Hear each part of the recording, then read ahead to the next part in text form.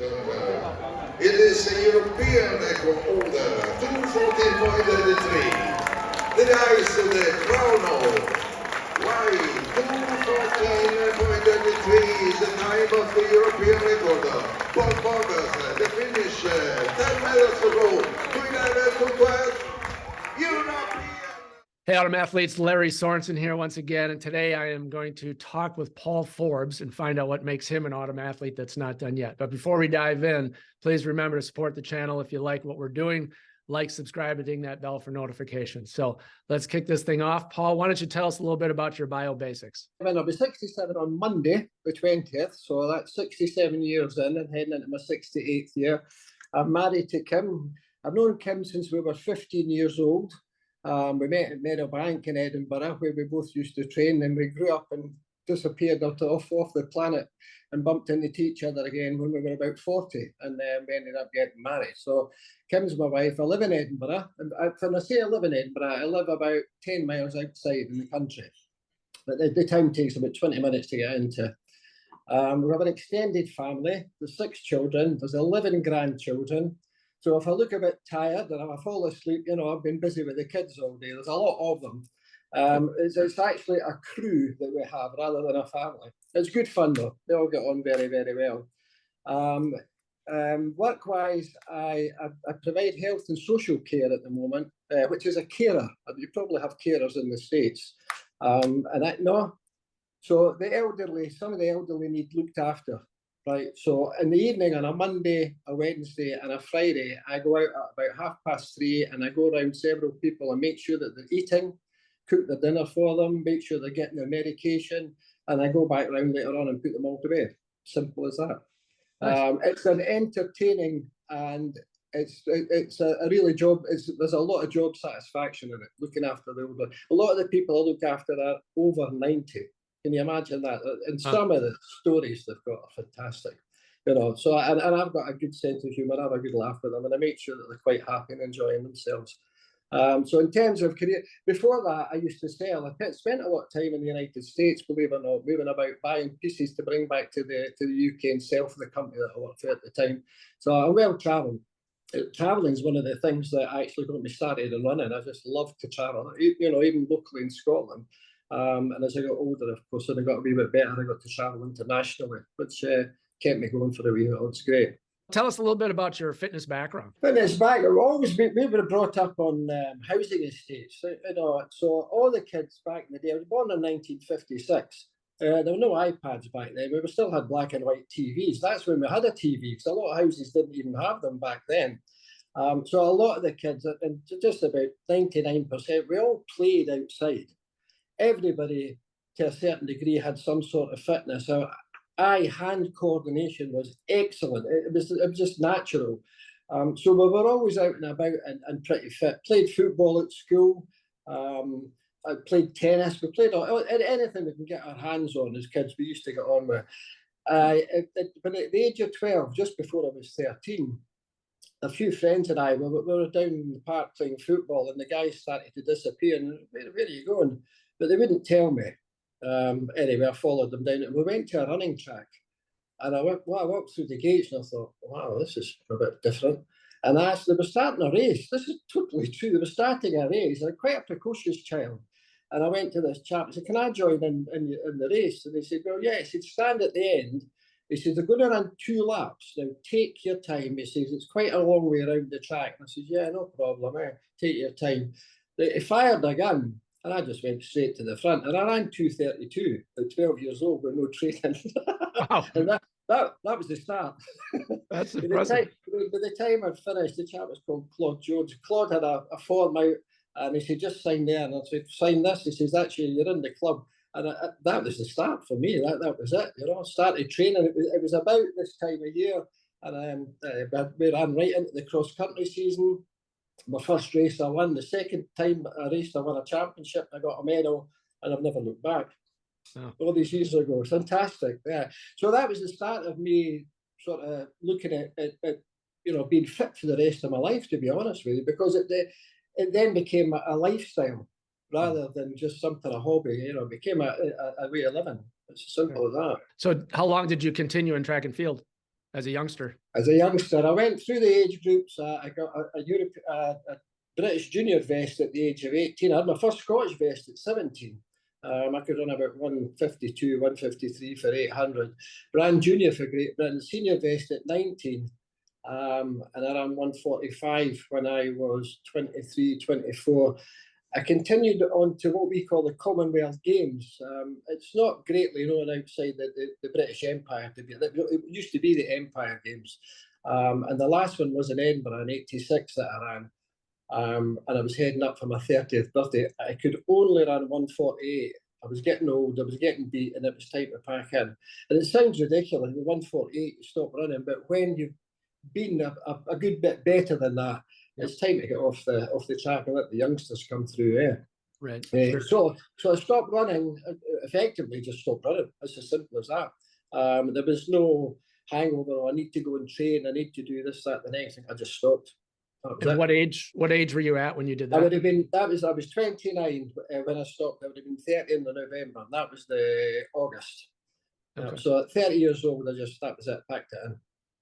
Okay, so then fast forward, what happened? Fast forward 25 years, and 25 years of indolence. I was fat, overweight. I mean, I had the children to look after, etc. And I wasn't one of these dads that couldn't do anything. I could still do a lot, but in terms of running or anything like that, it wasn't. So I didn't even go and watch track meetings. I would watch some of the bits and pieces on the telly, but I totally lost to me. I then had an accident and broke my ankle, and I was laid up for about 6 months. I was even more fat when I finished that because I was just sitting doing nothing. And Kim had started going to the park run. Now, I don't know if you have park runs in the United States. Yeah. You do? Sure. Yeah, cool. So she starts going to the park run. Kim was a sub-3-hour marathon runner at the age of 40, so she looks after herself. I was the one that was slovenly. And I started going along, and I thought, oh God, 25 minutes to run 3K. I was absolutely done in. I thought, oh, this is terrible. I'd getting up on a Saturday morning, I thought, I don't fancy this much. But she was pretty persuasive. So I kept going, and then I got down to 24 minutes and 23 minutes. And then I started targeting people that could run 21 minutes. And I would work out my pacing was all off. So I worked out the runners who had good pace judgment, and I started to follow them. I was 58 at the time. By the time I was 60, I ran 18:18. Okay. So it was the base fitness, I think. Some of it leaves you, or maybe it's just the instinct. It's all still there. And when you start to think about what you're doing and how you're going to manage to get to a point, it all comes together again, and I started running, and it was super. But I thought I was a road runner. I thought, I'm a road runner. But I wasn't. Far from it. I tried to do a 10K, and I finished crying. It was that bad. I thought, this is absolute murder, all that distance. And I was 60 odd, early 60s, when I went to watch the World Masters Championships, the track championships in Spain. And Kim said, can you do that? I said, yeah, definitely. Yeah. We came home from Spain, and in October I started to train on the track rather than on the roads. And in the March in 2019, I made the World Indoor Championships final in Poland. And at that point, I sat down and wrote a serious plan for several years, because it was going to take me a long time to get back into it. You mentioned a little bit, obviously, about your lifestyle changing things. Before we start talking about your achievements and where you're at now, did you have any other major setbacks along the way? I mean, I never had any major illnesses or things like that in my entire life. I'm quite a small guy, but I've got a pretty resilient body. I can take the bumps and the scrapes every bit as good as big guys can. Coming back into it, I had a preconceived notion of what I could do because of my former life. I'm looking at the guy and I'm thinking, oh, I could run that, I could do this. The injuries coming back in, particularly calf injuries and tendon injuries in my legs, they were horrific. So I'd be running reasonably well for 2 or 3 months at a go. Then I'd be out for 3 or 4 months while I recuperated. And part of that is just trying too hard, too quickly to try and get back into it, rather than just taking my time. Now, I have a lot of friends, you have to take it easy. it's not in my nature to take it Yeah. easy. It's in my nature, just 100%, just go at it. And it took a long time for me to sit back and think, right, I need to do this again, have another look at it, and just take my time gradually. So in the beginning, coming back into it, probably unrealistic objectives as well. Thinking, you look at world record times for somebody that's 60 odd, that's a piece of cake. It's not. The world record for somebody that's 65 is slow for a reason. But comparatively slow, I should say. Yes. It's there for a reason. Anyway, started to take my time, started getting regular massage, which I still do. I get a massage once a week. On a Thursday, I got one this morning. Which all helps towards the fewer injuries and being able to train more consistently. And you get that consistency right, then that's when the better results start coming through. But it took, when I was 58, when I was road running, and I was 63 or 64 before I started seeing some really good results. Why don't you give us a couple of your stats from when you were younger so that the audience understands the base that you had once upon a time, and then go into some of your achievements and of course your big one. Yeah, and the base that I have now, which is totally different.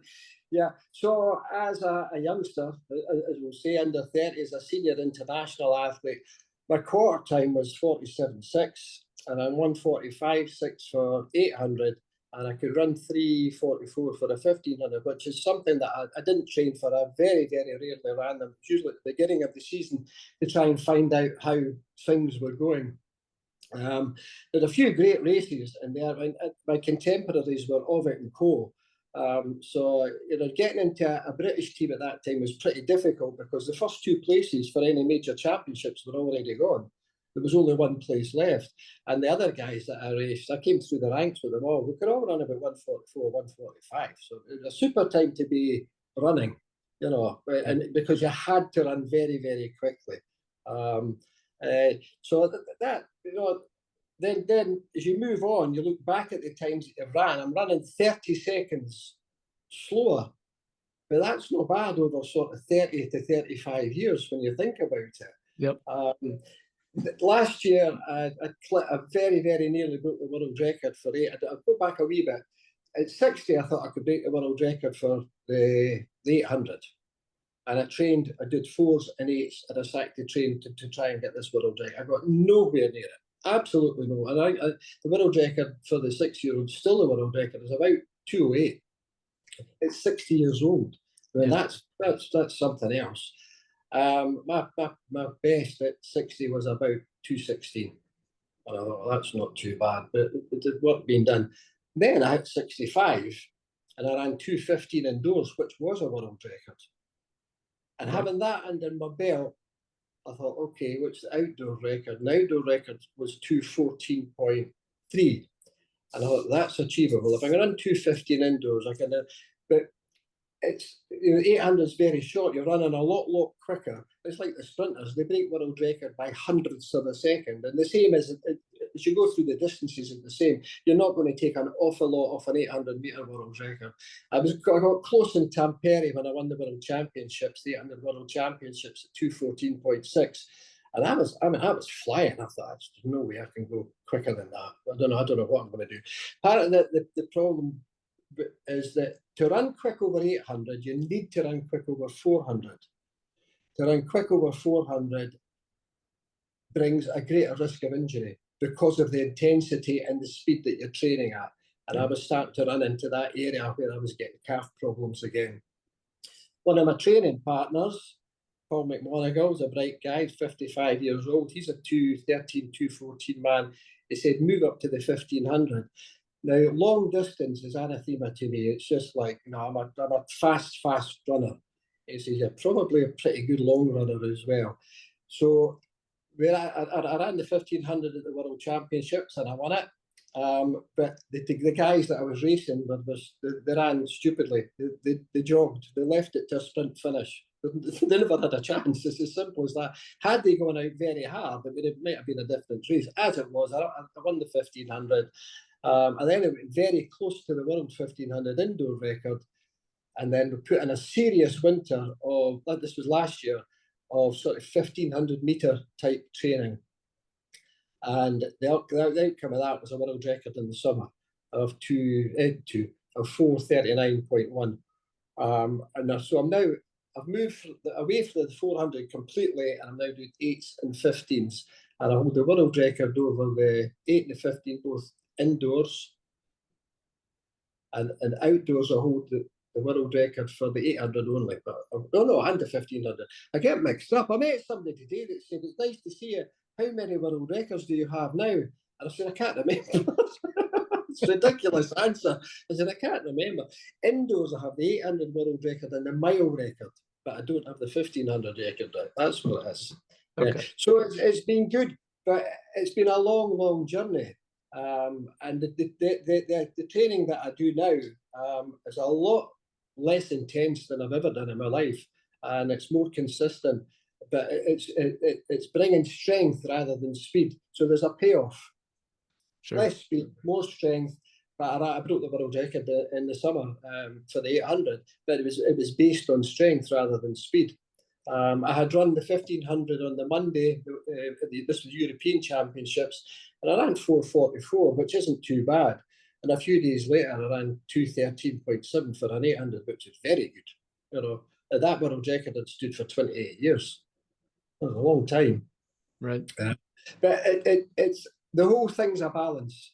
You know, everybody you have on other balances. There's no two ways about it. And it took me a long time to find that balance. And with the help of the people that I train with as well, everybody has a wee bit of an input into everybody's sessions. And I found this balance. And it works for me at the moment. So we'll keep that going for a wee while. So obviously you're having great success. What are your up and coming goals and or pending events that you have on the horizon? Well, winter here, so we're running into our indoor season, but there won't be any indoor races until January, so we've got a good bit of work done. Over here, we have the European Indoor Championships. So in Masters Athletics, there are 2 major championships every year. But the summer's just passed. So indoors, in March 23, we had the World Indoor Championships. That was in Poland.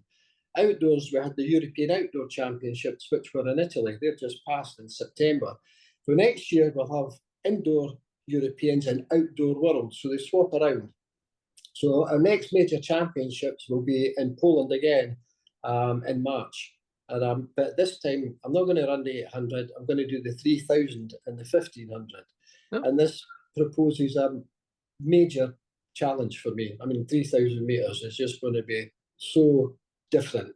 Yes. And even we're 2 weeks into the winter program, and I'm doing stuff I've never done before.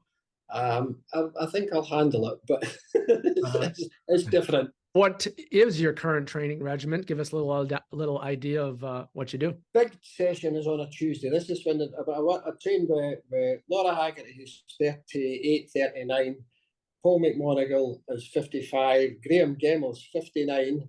Graham's a 2:14 man, and myself, just the 4 of us. And we've got our Tuesdays are mapped out between now and the 16th of March. Everybody says, oh, March is ages away, but not if you're getting ready to race a major championships. It comes around very, very quickly. Mm-hmm. So the longer stuff we do, I do a wee run on a Monday. A lot of the time I run for time rather than miles. I don't go out and run 5 miles. I'll go out and run 50 minutes or whatever. And the distance it's immaterial, really. It's time on your feet. That takes away the competitive edge of going steady running, you know, so we just go out and run. Sometimes you run a wee bit further because you're having a good day. Other days you're tired, you know, so we just run for time. Tuesday we do a track session now. It's usually around about 5K in distance, but we'll break that down. Last Tuesday we did 6 times 600 with a 2-minute recovery. Tuesday just there, we ran 5 800s with a 2-minute recovery. Next week, we're going to run 4 by 1000 with a 2-minute recovery. And it's about getting the pace sorted out for around about 10 minutes for a 3K. That's the sort of pace that we're working at. But because there are 4 of us, we share the load. I'll take a run, Laura will take a run. So you're only taking 1 run at a time. The rest of the time, you're just tailing off the back. And it makes it a lot easier. It was a lot easier than running on your own, that's for sure. Some of these sessions would be very hard. So we'll keep that going through. we'll do a quicker session during the week, either together or on our own, maybe 300s, 200s, 300s. We do a tempo run at the weekend, which is usually a park run, 5K, a longer run on a Sunday, and we'll fit in a day off somewhere through there as well. But our runs outside of the track, our steady runs are about 8 minutes, 8.5 minutes, 9 minutes. Very, very easy. Very easy. You don't need to run too quickly. Now, do you do any weight training or any other type of exercises besides the running itself? I don't do any weight training. My colleagues do. They're a bit younger than me. I think I'm a wee bit dyed in the wool, to be honest. You know, we never did much of that when I was younger. I do calisthenics. You know, I'll do things like that. I've got a bench out the back. When I say a bench, I mean a garden bench, which is just the right height for step ups and things, you know. And I've got a small set of weights, which I do sit ups, press ups, squats, things like that. But I don't do any weights, no. Well, obviously you train hard physically, but that's only half the battle. What is your approach to diet and nutrition? My wife. Simple as that. I don't do any cooking. So Kim's with a marathon background, obviously nutrition is very important for Kim. And she basically, I mean, I this is going to sound ridiculous coming from a Scot. I eat porridge every day, right? So now porridge is really good for you. But it's full of berries and nuts and things, and she makes a great big bowl of it. I have soup and a sandwich for lunch, and I have a decent dinner at night. I don't take any vitamins or anything like that. The nutrition that I get in my food should do me, and it does. And as long as I'm not doing anything stupid like eating bars of chocolate every day, my weight stays down, and I get by quite the thing. So I don't. The thing with you know, people say diet, people equate diet with weight loss, and that's pretty dangerous, particularly if you're exercising. Right. So I don't have a diet, but I do have a nutrition plan, which is augmented by Kim's, the way that she cooks. She knows what she's doing, so I'm quite happy to let her get on with it. Don't get me wrong, I like a bit of chocolate. Or if I'm out, I'll have a cake if I'm having a bit of coffee or something like that. I just try not to go over the score. You've got to enjoy yourself, Larry. You know, we're not going to the Olympic Games. Yes. Not now. I agree. I was laughing because I was going to say, so does your wife allow you any cheat meals? But yes, you said once in a while. Yeah, we have snacks, of course. Of course we do, yeah. But, you know, generally speaking, at home, everything's been pre-cooked because we've got a busy family life as well. You know, so there's always a lot of stuff in the fridge that's just ready to go, but it's all homemade. Now, you can't go much better than homemade. It's as simple as that. But I'm not a big vegetable man. You know, if you put a piece something green in my plate, I'll put it to the side. So a lot of the green stuff that I get has been pureed, and it's made to taste nice because I won't eat it otherwise. This is a question that certainly I'm sure you've been asked many times, but what keeps you motivated to keep going? The motivation question is always a good one. It sometimes changes from day to day. You know, I got up this morning with the intention of running 10 300s, and I got up and I was tired, and I thought I'll do them tomorrow. And I bet I will do them tomorrow. This is the thing. Motivation. I want to live long. I want to enjoy, you know, being old, if that makes sense. But initially, when I came back and I want to run quick, I want to break the world records, I want to do this, I want to do that. But in terms of longevity, it'd just be nice if I could still run when I'm 70 years old or 80. The business that I work in during the week at night time is all about social care for elderly people. Their lifestyle has changed dramatically, where they need somebody to come in and give them a wee hand. You know, a lot of these people were very independent when they were younger, and they find no fault of their own. They now find their independence going, and I watched them over the years losing the ability to drive, the ability to do this, that, the next thing. So I like to keep that going as long as possible. There's no guarantee that because I'm fit, or no guarantee because anybody's fit and healthy, that you're not going to be victim to the vagaries of life. You can wake up one morning and there's something seriously wrong with you. I mean, it's a fact of life. It's as simple as that. But in the meantime, I'll do what I can do to make sure that I'm healthy and I'm enjoying myself. Running's one of the ways of doing that. The Masters social scene is just phenomenal. I love going abroad and meeting all the guys and the girls and catching up with everybody and, you know, seeing who's still living. And because I mean, that's true. See, it sounds comical, seeing who's still living. But proper clogs all the time, you know. There's so-and-so, he died 2 years ago. Christ, oh, well, there we go. Never knew that, you know. But so the motivation from that side, I'd like to be fit, like to be healthy. I want a good quality of life as I get older, and running will provide me with that. If I can keep doing that, I'll be quite happy. I'd like to run quicker. I think at 67 this year that we're going into 24 is an area where I can still run quicker than I've already run. And although I've got world records over 1500, I can run quicker over 1500. You've got the world record over 8. It'll be more difficult, but I think I can run quicker. After that, I think I'll start to tail off towards the end of the group at 68. I think I'll start to take a wee dip. But there's the 70-year-old age group to look at, and I'll look at the world records for them, and they're a motivation factor as well. The other motivating factor are the youngsters that are coming through. The guys that are under 65 are going to come through, and 2 or 3 of them can really shift. So I want to make sure that the world records are really hard so that they can't break them. It gives them something. I'm thinking about them, Larry. I'm thinking about them and their, you know, motivation. You know, that Paul, look how quick he can run. And I want to make sure that they've got something to aim at. You know, they've got to fill a big pair of shoes. They might as well be mine. Sure, exactly. I agree. So would you have done anything differently throughout your health and fitness journey? Yes, in particular concern to athletics. When I look back at how I trained back in the day, I think we trained far too hard. Far too hard. I've got an old diary from 1983 and I look at it and I mean, I was fit. I mean, I had a resting pulse about 36, but an 800 metre, that's pretty good, you know, really, really fit. But I wasn't best prepared for racing. 145 is pretty good, but I think I could have run a lot quicker on less work. I did 16 sessions a week. Now, 8 of these, not 8 of them, that doesn't make sense. At least 6 of them would have been highly intense sessions on the track. Very little recovery between these intense sessions, and that eventually drags you down. But we were training twice a day as well. But by training twice a day, I mean running twice a day. You can train twice a day, but you don't have to run twice a day. This is all retrospectively looking back at it. I might have done 3 track sessions a week rather than 6 track sessions a week.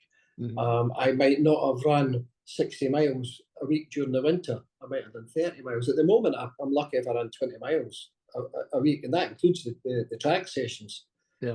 It's just my background's quite phenomenal, considering all the years of work that I've put in.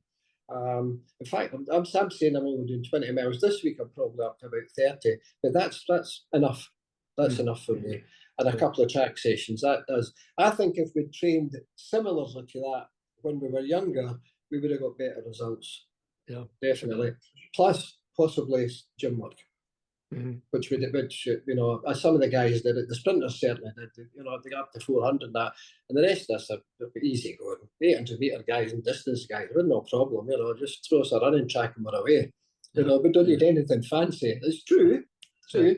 Give them what's that? A forest, that'll do. Just go and run in there. What is your secret sauce to health and fitness?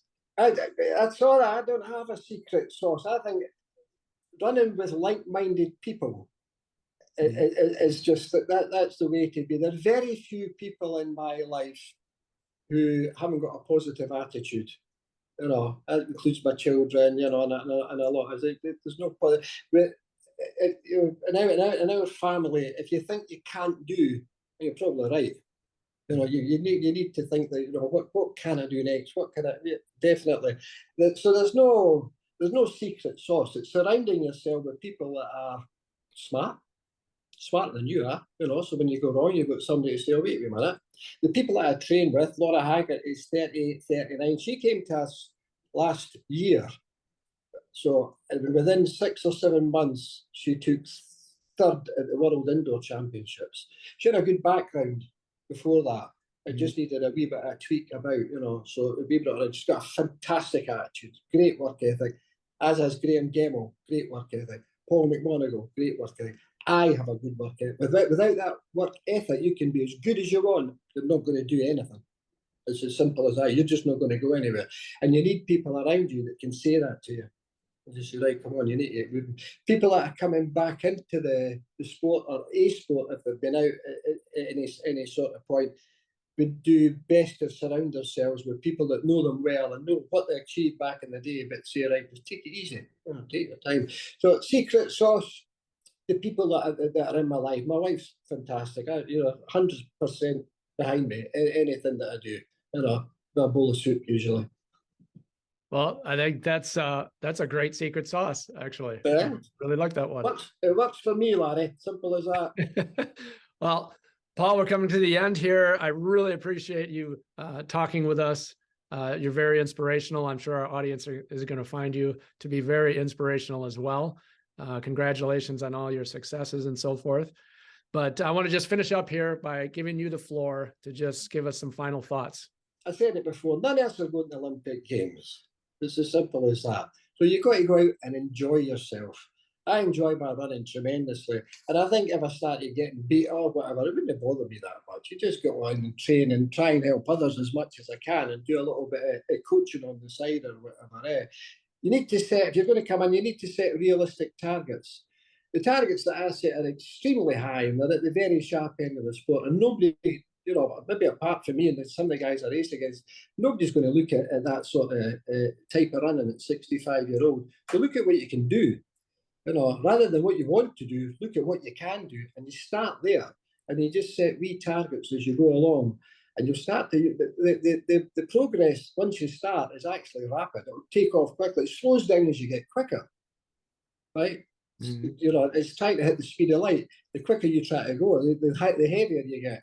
That doesn't make sense at all, but you know what I mean. Yes, the Einstein theory there, yes. Yeah, that's right. Aye. So it's the consistency that you do things that actually brings the improvement. We start very slowly in our training, as I've just said to you, but we've got a very high bar that's set. I mean, it's really high.